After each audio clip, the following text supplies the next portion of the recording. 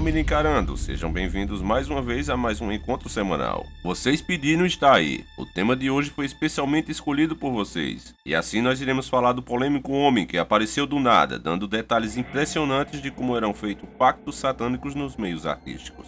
O famoso Tio Chico. Ele dava detalhes também de como era a maçonaria e dizia já ter pertencido à seita. Tão rápido como ele apareceu também foi o seu desaparecimento misterioso. Muitos chamam de farsante, outros de herói corajoso a serviço de Deus. O fato é que até hoje fica a pergunta: o que aconteceu com o Tio Chico? Ele morreu? Se sim, quem poderia ter feito isso e qual a verdadeira razão? É com essa dúvida que nós hoje vamos tentar descobrir juntos a verdade por trás do Tio Chico. Qual é o seu paradeiro? E pessoal, mais uma coisa, para quem assistiu o nosso último vídeo, deve ter visto que pela primeira vez eu dei razão aos interajumentos, que obviamente não me pouparam elogios, por eu ter errado o nome do bendito rio. Um errinho de nada, só uma besteirinha, mudei o lugar do rio de Sergipe pro Maranhão. Isso era tudo que os interajumentos queriam para comer o meu fígado. Eu tive até que dar um chute na bunda de alguns que estavam depravando demais com a minha pessoa. Então eu peço desculpas a toda a nossa família Encarando pelo erro brutal. Às vezes fazer vídeo cansado dá nisso. O sono era tanto que até o nome do ator saiu troncho. Em vez de sair Domingo Montanhês, saiu Domingo Montante. É nessa hora que um enigma surge em minha cabeça. Quem será mais idiota? Eu que troquei o estado onde se encontra o rio. Ou um inteligumento que entra em um canal de terror e conspirações para aprender geografia.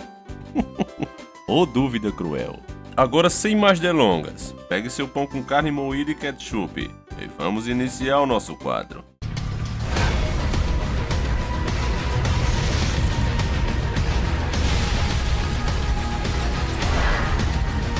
Do nada surgiu um homem chamado Tio Chico, revelando segredos que chocavam qualquer um que ouvisse, por mais cético que fosse. Seus testemunhos se espalharam pelo Brasil como uma febre, até DVDs foram feitos e vendidos no mercado negro. Era difícil você ir num camelô e não ter lá um DVD do Tio Chico para vender. Inclusive foi assim que eu soube da existência dele. Ele dizia ter sido maçônico e declarava em alto e bom som que a maçonaria era coisa do diabo.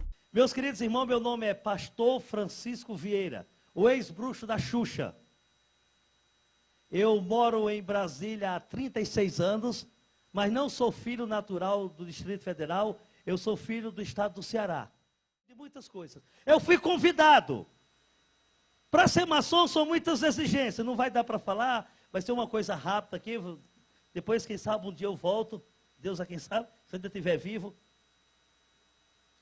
E eu fui convidado a ser maçom. Pelo próprio meu pai, que é grão-mestre, grau 33 da maçonaria do estado do Ceará. E eu entrei na maçonaria.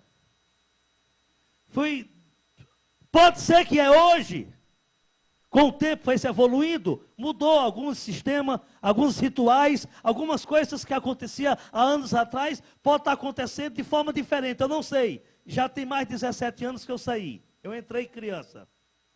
Demolei. Eu fui levado de um cômodo para o outro, onde faz os rituais. Ao chegar naquele cômodo, a primeira coisa que eu encontrei foi um bode. Um animal de cor preta, vivo, que dá muito na região nordestina. Ali começa um ritual. Não sei, pelo meu conhecimento dos anos que eu fiquei na maçonaria, segundo ela está como uma entidade filantrópica sem fins lucrativos. Mas pelo que eu vi, não passa de um ocultismo, de um ritual de magia negra da elite da classe alta. E eu entrei. Ali num certo ritual, o bode incorpora, recebe um demônio, por nome Exu Beuzebu. Só que lá ele vem como o Senhor dos Exércitos. Assim como no Espiritismo, em qualquer linha espírita, ele vem como santo. Porque 2 Coríntios 11:14 diz, não é maravilha que o próprio Satanás se transfigure em anjos de luz. Eu entrei, começou um ritual. O bode incorpora com esse demônio. E eu cheguei orientado por alguns da liderança dos graus bem elevados. Eu cheguei diante do animal para adorar, achando que Deus tinha um caráter, o mérito de enviar o Espírito Santo a manifestar o seu espírito dentro de um bicho bruto e um animal. Errei por não conhecer as escrituras, a ignorância. E eu dobrei o meu joelho ali, beijei a cabeça do animal e o animal incorporado e falei essas palavras.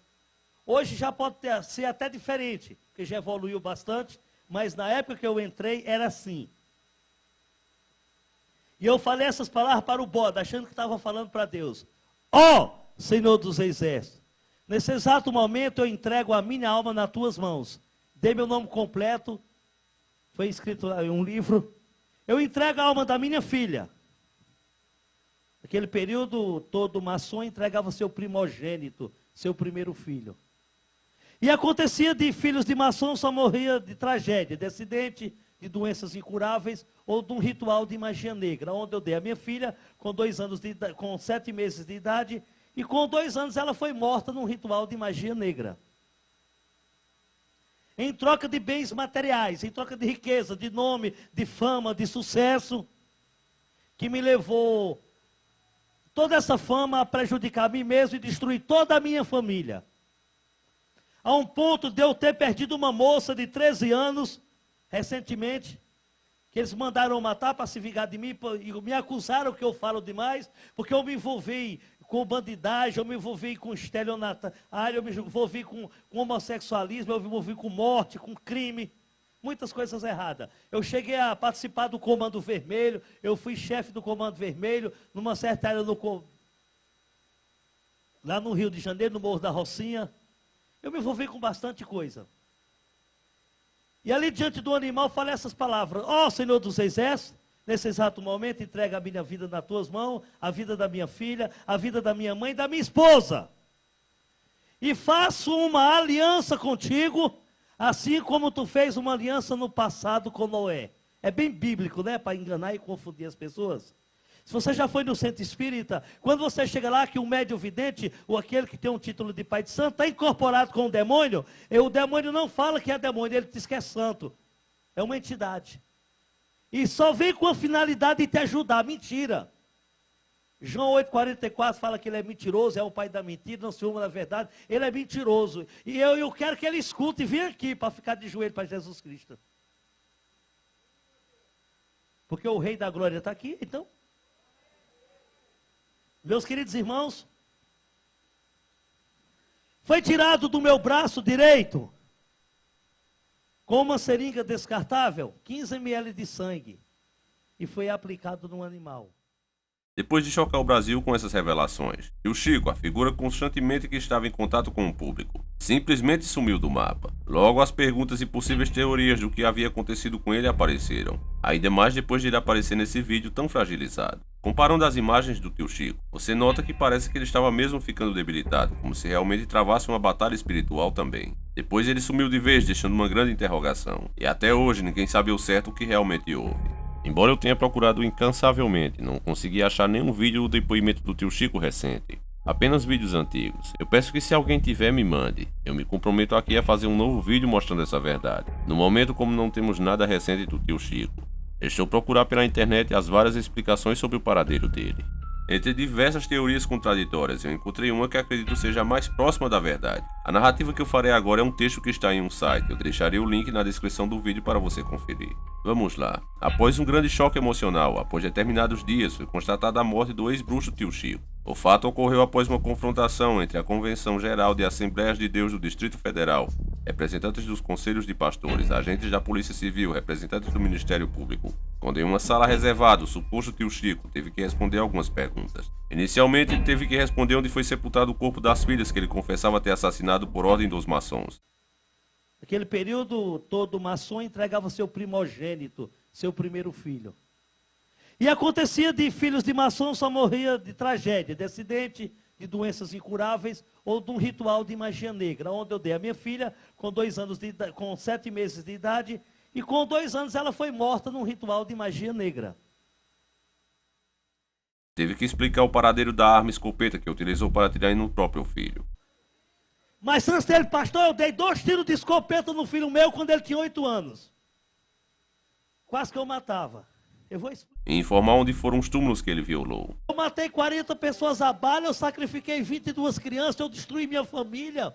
Eu sou um... O que mais chocou os investigadores foi o fato do farsante ter afirmado que inventou todas essas histórias absurdas, pois não tinha profissão e precisava ganhar a vida de alguma forma. Quando questionado sobre a preocupação em ser desmascarado por algum pastor, Ele disse não ter se preocupado-se muito com isso, pois a cada pastor que realmente tem discernimento da verdade no meio evangélico, existe um número infinitamente maior que não está nem aí para esses detalhes. Importavam-se apenas em conseguir levar alguém em suas igrejas que pudesse chamar a atenção, a fim de ter seu culto cheio de pessoas que creem em tudo o que ouvem, sem fazer muitas perguntas. Os grupos representativos envolvidos nessa investigação, cada um por sua classe, registraram ocorrências contra o suposto bruxo, tendo mesmo que responder por alguns crimes que não tinha como ele negar, pois vários DVDs foram apresentados ao farsante que não tinha como apresentar outra desculpa, eximindo das confissões. O momento mais crítico foi quando os policiais, diante dos representantes das convenções da Assembleia de Deus e afiliada, e do Conselho de Pastores, se era mesmo verdade tudo o que estava gravado naquele testemunho. O tio Chico afirmou não serem verdadeiras as declarações dele. Ele ficou bastante envergonhado ao ter que negar tudo diante dos representantes evangélicos e de autoridades policiais. A iniciativa dessa apuração partiu das convenções assembleianas, junto ao Conselho de Pastores, pois diante de tantas evidências de contradições, resolveram apurar e tirar de circulação esse senhor que vivia mentindo grosseiramente no meio de pessoas que buscam a verdade. Ao término da escariação, o farsante tio Chico precisou de atendimento médico, pois ficou em estado de choque emocional. Tendo bebido muita água, esteve sob cuidados médicos por algumas horas, sendo liberado algum tempo depois. O Conselho de Pastores pagou as despesas médicas e recomendou que o tal procurasse criar temor a Deus, parar com mentiras e viver de forma justa e digna, que trabalhasse como qualquer outra pessoa a fim de obter o pão de cada dia, cuidando de sua família. Após a saída do hospital, o mesmo foi conduzido à delegacia local, onde foram registradas ocorrências por falsidade ideológica, charlatanismo, ocultação de cadáver, crime contra a economia pública, violação de túmulos, calúnia, difamação, evasão fiscal. O referido farsante foi obrigado a permanecer em Brasília, tendo declarado endereço residencial em Planaltina, onde moram os filhos, comprometendo-se a não sair da cidade sem autorização da justiça. Depois de 15 dias ficando isolado em um quarto de hotel na mesma cidade, quando foi aberta a porta do quarto, ficou constatada a morte do ex-bruxo tio Chico. Como sabiam que eram aquele hóspede, um pastor local, foi chamado e foi confirmada a morte do ex-bruxo tio Chico. O pastor Josué ficou na responsabilidade de informar o segmento evangélico à ocorrência do fato. A equipe que assessorava o tio Chico sentiu-se aliviada por não ter mais que responder a tantos questionamentos sobre a veracidade dos fatos que por longos anos o tio Chico propagou por milhares de igrejas. Uma das providências foi mudar a apresentação do site oficial do tio Chico, que passou a mostrar outra imagem de abertura e nada mais sendo apresentado que lembre o título da página. As investigações poderão ser arquivadas, pois não tendo criminoso, não há como punir ninguém. Como eu disse, todas essas informações estão em um site. Vou deixar o link para você acessar. Agora vamos entender essas informações que estão na internet e por todo lugar que você procura. Infelizmente não tem como comprovar se são realmente 100% verdadeiras, mas vamos imaginar que estejam bem próximas da verdade. Só que temos que ver que ela está bem distorcida. Veja você, meu caro e caro inscrito, a safadeza que foi feita com o tio Chico, de acordo com o texto que ouvimos agora. Tio Chico não ficava em uma igreja fixa, ele saía de igreja em igreja dando seu depoimento. Em troca, os pastores pagavam suas despesas de viagem e o hotel e lhe davam um pequeno cachê. Tio Chico ia levando a vida dessa maneira. E então, em um belo dia, a igreja o chamou para fazer mais um depoimento. Tio Chico prontamente foi dar o seu testemunho. Ao entrar na igreja, tio Chico foi trancado em uma sala. E lá estavam agentes da polícia e o Ministério Público, segundo os relatos do próprio texto. Você vê já por aí que a coisa já está começando errada. Isso nos parece mais uma armadilha. E de fato foi isso que aconteceu. Muito provavelmente essas autoridades não estavam ali para representar a lei, mas para representar a maçonaria e o satanismo, a quem a maioria das autoridades estão seguindo. Infelizmente, principalmente as grandes autoridades. Vamos analisar também, será que a lei autorizaria alguém ser pego em arapucas desse nível? Se essas autoridades realmente estivessem representando o Ministério Público, ao meu ver o que os policiais deveriam ter feito era ter ficado à paisana, e no culto, quando o tio Chico começasse a dar o depoimento, confessando crimes, teria sido dada voz de prisão e ele ter sido preso em flagrante. Era simples e rápido diante de todas as pessoas com diversas testemunhas para afirmarem a confissão. No entanto, preferiram fazer tudo às escondidas e forçar o tio Chico, muito provavelmente através de tortura. Quem garante que o tio Chico não foi torturado para dizer que tudo era mentira? Se tudo era mentira, onde tio Chico arranjou todos esses problemas? Tem uma cicatriz aqui na frente, jovem. Entrou um ferro aqui e saiu aqui, ó. Esse lado da minha cabeça é platina. Eu tenho um parafuso. Tem crente que falta parafuso, eu tenho um a mais. Põe teu dedo aqui, irmãzinha, ó. Isso aqui é um parafuso de platina, ó.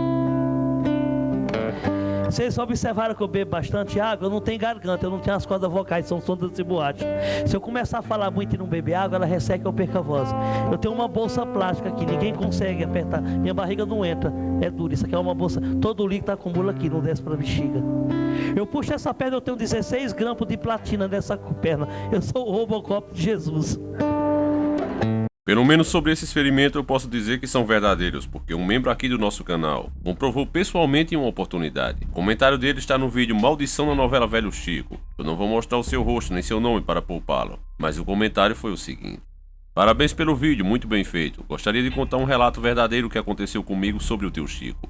Eu tinha apenas 13 anos na época e era membro de uma igreja aqui em Brasília, Distrito Federal. Nesse dia estava muito ansioso, pois ele iria pregar em nossa igreja. Infelizmente para alguns nesse dia choveu muito e não pôde haver o culto. Mas eu e minha tia éramos muito chegados da irmã que convidou o tio Chico para pregar. Ela iria nos buscar, pois iria fazer o culto familiar, para que a presença dele não fosse em vão. Tive a honra de conhecer esse homem de Deus. Eu sou uma testemunha de que tudo que ele disse é verdade, pois ele fez questão de que eu e as pessoas que estavam lá passássemos a mão em seu rosto e em sua cabeça, para que comprovássemos realmente as platinas e os parafusos que ele tinha. Meus amigos do canal Encarando o Sobrenatural, o que eu digo é a mais pura verdade. Eu tenho um canal aqui que fala sobre essas coisas sobrenaturais também, mas nunca quis fazer nenhum vídeo sobre ele, pois as pessoas achariam que eu estaria mentindo apenas para postar o vídeo. Encarando o Sobrenatural, contei a você esse relato, pois sei que é muito difícil de se fazer um vídeo. E os seus vídeos são muito bem feitos e de conteúdo verdadeiro. Já sou inscrito do canal pelos dois canais que tenho, esse pessoal e o outro, que posta os meus vídeos. Não vim aqui publicar meu canal, pois nem citei o nome. Vim dizer a verdade sobre o tio Chico, elogiar o seu ótimo trabalho e a todos um grande abraço. E eu agradeço muito a mais esse membro da nossa grande família. Eu acredito 100% no comentário dele. Dos meus inscritos, eu confio em todos. Por mais desconfiado que você possa ser, você vê aqui claramente que a pessoa não está interessada em algo. Ela apenas quer que a verdade seja dita. Até pela forma que ele conta, você vê que tudo é verdadeiro. O próprio tio Chico, se estivesse mentindo sobre os seus ferimentos, ele não ia mandar as pessoas comprovar. Ia tapear e não ia deixar ninguém passar a mão. Outra contradição que chega a ser ridícula é que o cara é chamado de charlatão, farsante, mentiroso, confessa que tudo é mentira, porém é acusado de omissão de cadáver, que ele havia sacrificado a mando dos maçons, e os policiais exigem a escopeta que ele usou para atirar em seu filho. Aí é que a gente faz a pergunta: se tudo é mentira, estão chamando o cara de farsante, de mentiroso, e ele mesmo confessou que era mentira. Se tudo era mentira, como é que vão processar o cara por ocultação de cadáver? Como é que querem que apareça a escopeta que ele usou contra o filho, se todo o testemunho dele na verdade é uma farsa? Alguém deveria explicar isso melhor. A resposta, ao meu ver, para todo esse questionamento é muito simples. E eu vou dizer aqui, afinal eu não temo a ninguém. O nome do canal é Encarando e não é à toa. Já meteram 2 strikes e se meterem de novo, não tô nem aí. Vou continuar informando o pessoal enquanto eu puder. Se as informações que nós ouvimos agora estiverem corretas, essa Coja assassinou o tio Chico, porque tudo era verdade. Ele era uma prova física do que ele mesmo afirmava, não tinha como esconder. Os caras ainda têm a coragem de dizer que depois do interrogatório, o farsante tio Chico precisou de atendimento médico, pois ficou em estado de choque emocional. Meus amigos, vocês estão pensando que tem algum idiota aqui? É claro que tio Chico devia estar em péssimo estado físico, porque desceram foi o porrete nele. É claro que eu não posso provar o que eu estou dizendo, mas eu tenho certeza que isso aconteceu.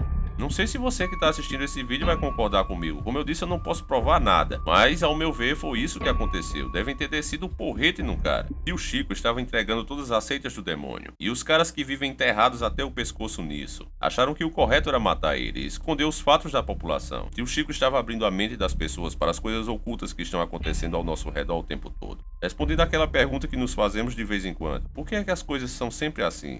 Por que não aparece ninguém que faça o correto? A resposta é essa, meus amigos. Na política, na justiça, no meio artístico, na mídia, mais de 90% dessas pessoas estão totalmente entregues ao maligno, aceitas como maçonaria e satanismo.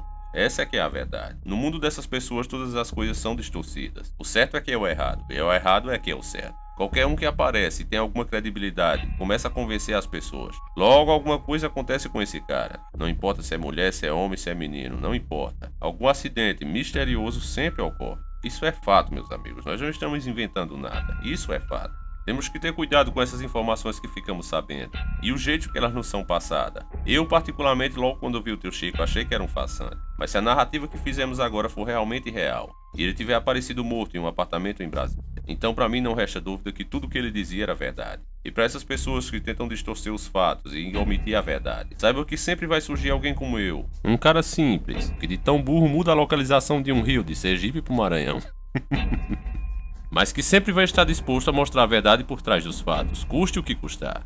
E aqueles que têm ouvido para ouvir, ouvirão. Podem ter certeza disso. Essa é a minha conclusão, e mais uma vez eu repito, eu acredito sim no que tio Chico dizia e não tenho dúvidas. Para mim foi queima de arquivo. Vocês não são obrigados a concordar e eu quero ouvir a sua opinião aí nos comentários. Vocês sabem que aqui a sua opinião, desde que seja dada com educação, será sempre respeitada. Se o tio Chico realmente estiver morto, onde quer que ele esteja, que ele descanse em paz. Eu até torço para que tudo isso seja apenas uma invenção de quem não tem o que fazer pela internet. Porém, se de fato ele realmente estiver morto, saibam que todos aqueles que morrem a serviço de Cristo serão chamados no reino do nosso Pai Celestial de grandes homens de Deus.